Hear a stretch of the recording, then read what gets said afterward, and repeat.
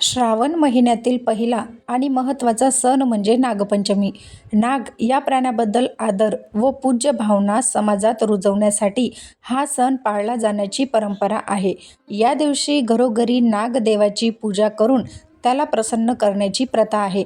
वेदकाळापासून चालत आलेला हा सण अत्यंत महत्त्वाचा मानला जातो. या दिवशी स्त्रिया नवीन अलंकार, वस्त्रे नेसून नागदेवाची पूजा करतात.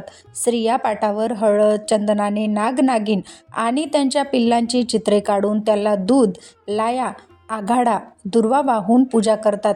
श्रावण महिन्यात म्हणजेच पावसाळ्यात आघाडा सर्वत्र उगवतो. या सणात या वनस्पतीला महत्त्वाचे स्थान असते. नागदेवताची पूजा करून त्याला दूध, साखर, उकडीची पुरणाची दिंड करून नैवेद्य दाखवला जातो. या सणाला विशेषतः गव्हाची खीर आणि चण्याची डाळ, गूळ यापासून बनवलेल्या उकडीची पुरणाची दिंड तयार केली जाते. भावाला चिरंतन आयुष्य आणि अनेक आयुधांची प्राप्ती हो आणि तो प्रत्येक दुःख आणि संकट यातून तारला जाओ, हेही उपवास करण्यामागे एक कारण आहे.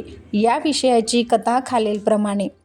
नागपंचमीसाठी वेदकालापासून अनेक प्रथा आहेत. त्यापैकी एक कथा. सत्तेश्वरी नावाची एक कनिष्ठ देवी होती. सत्तेश्वर हा तिचा भाऊ होता. सत्तेश्वरचा मृत्यू नागपंचमीच्या आदल्या दिवशी झाला.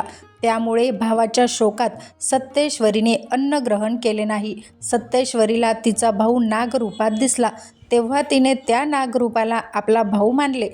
त्यावेळी नागदेवतेने वचन दिले की जी बहीण माझा भाऊ म्हणून पूजा करेल तिचे रक्षण मी करीन. त्यामुळेच त्या दिवशी नागाची पूजा करून प्रत्येक स्त्री नागपंचमी साजरी करते. तसेच दुसरी कथा. कालिया नागाचा पराभव करून यमुना नदीच्या पात्रातून भगवान श्रीकृष्ण सुरक्षित वर आले. तेव्हापासून नागपंचमीची प्रथा सुरू झाली असेही मानले जाते. तसेच या दिवशी शेतकरी शेत नांगरत नाही. तसेच नववधू माहेरी येतात. झिम्मा, फुगड्या, झाडाला झोके बांधून खेळणे या गोष्टी करून स्त्रिया हा सण आनंदाने साजरी करतात. नागपंचमीच्या दिवशी काहीही चिरू नये, कापू नये, तळू नये, चुलीवर तवा ठेवू नये असे संकेत पाळले जातात. तुम्हाला माहिती कशी वाटली मला कमेंट करून नक्की कळवा. भेटूया अशाच एका नवीन व्हिडिओसोबत. तोपर्यंत श्री स्वामी समर्थ.